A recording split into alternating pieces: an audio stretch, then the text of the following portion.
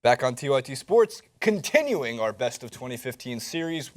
We now move forward, Francis, to the midfield.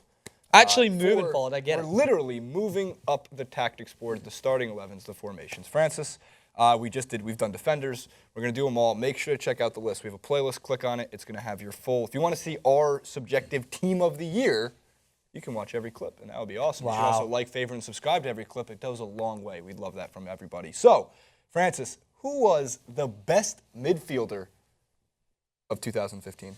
This is very hard. Yeah, it's impossible, actually. This is so hard. So we're taking our candidates from, once again, relax.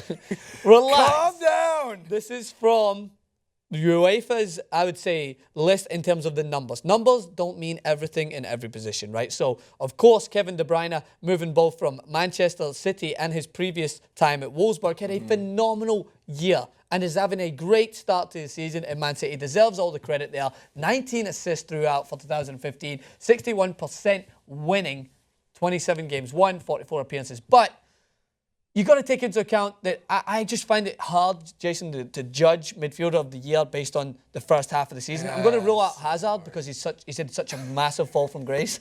I think he just has to go out for me. But the bottom two are very much in the running for me, as well as Rakitic, who isn't on this with the numbers And then at the moment. I know there's going to be a lot of outcry for Iniesta. He's just a fan Iniesta, Verratti.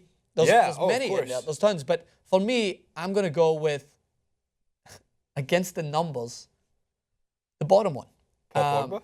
Because I think that Paul Pogba, 2015, to take Juventus, who are, as you just mentioned in the last clip about Diego Godin, a team of subsequent disadvantage, I think, with the talent that they had a great team. I think Vidal was crucial on this point. But Pogba, for me, monumental figure for Juventus this season, changing everything that we expected for Juventus, taking them to a Champions League final when no one else really expected it, getting them another Serie A title. And I don't think in midfield it's all about the numbers. Of course, there's plenty of cases to be made for Iniesta, for Rakitic, who scored a fantastic goal in the Champions League final, who will never really get the credit that he deserves. Paul Pogba, for me, just stood out as an overall fantastic midfielder 2015, and I don't think he's continuing it to the same level, although he had a great game recently against Manchester City. Yeah. I just think that influence on that team in the latter stages of 2015, for me, just did it. I love Pogba, obviously. I mean, we talked about that all through the beginning of 2015 in the Champions League and Serie A with everything, right? So the midfield, as you mentioned, hard to quantify. You know, when defenders is the vision test. Yeah. You just got to watch. Obviously, there's stats that accompany it, but you really just got to pay attention to, who's sticking with their man, who's making a difference, who's anchoring the back four, correct? Yeah, exactly. Yeah, because it's all different positions. There could be a case for Matic first half of the season. And it's not like forwards who you can bang in a bunch of goals and you can just clear your path as the outright best, and that comes down to a few people. I still chose De Bruyne.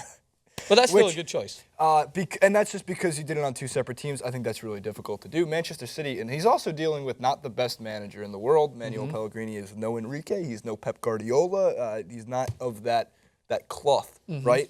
De Bruyne, 16 goals and 19 assists. The stats are balanced. And I just have this feeling that going into 2016, he's going to continue this trend. So, quick and easy, I chose Kevin De Bruyne, although I do love Paul Pogba. Good choice as well. And I think both of them very subjective. It depends on what you're looking for in a midfielder. And the same thing can be made if you're taking the second half of 2015. Mesut Ozil is if you made Eden Ozil Hazard, which maybe with a big ass and a weird face. Fucking salamander face. That's why he's so good at assisting, because he's got peripheral vision. Literally. So did you ever see the old pictures of Mesut Ozil? Let's throw up an old picture of Mesut Ozil. We'll throw it up there. But it seems it can be made for him. There's plenty of people in there, and it really does come. I don't think there's any wrong answer in here. If you choose Iniesta, he's been great at the start of 2015. Many people said that he wasn't the same player towards the end of last season. I still thought he was great because he's never been a player that you measure on goals and assists. It's his influence on the field as well. His influences from every area. He's added more goals and assists now coming into the start of this season. Rakitic was great last year. Easily could have been in there. Toni Kroos, plenty of people in there. Proves how hard it is to do it for a calendar Midfielders year. is the hardest, I think. And for a calendar year. Yeah, it is. A calendar year because you're taking, and you mentioned you've taken a great choice there because De Bruyne has came over to a new team with a lot of pressure on him and is performing very well. If David Silva wasn't injured at the moment, I think he's definitely up for a choice. Cesc Fabregas, for me, would have been the front runner if he kept up the same form for Chelsea, but he's disappeared. Look, we got to choose one. All right, let's choose them all. We can't choose them all. I'm going to go with Paul, Jabi Alonso, Pogba, Schweinsteiger, Schneiderlin. Not Schneiderlin. Come on, let's not get ahead of ourselves. Let's not get ahead of ourselves. But what about Yekin Konoplanka? You been watching Sevilla, man? Sevilla are really good. Don't get me wrong. Good. I mean, a good team. And also, people will come in here and say, what about this position? It might not actually be a midfielder. It's hard to differentiate when we're just doing this. We're too far into the clip. They've already done that. I know. And they're what gone. about Gareth Bale? He's been playing centre midfield this year. Nah, we're still considered a forward player. So that's what we'll go into. And we will move forward on the next clip, which we'll talk about the best forward. Just all of the... We can't separate wide players, centre forwards, and then whatever position Messi and Ronaldo play, because they play what they want. We're just going to categorise it all into one. You need to check out that clip. And we'll continue our best of 2015 series right here on TYT Sports. Hit the subscribe button. You know you want to.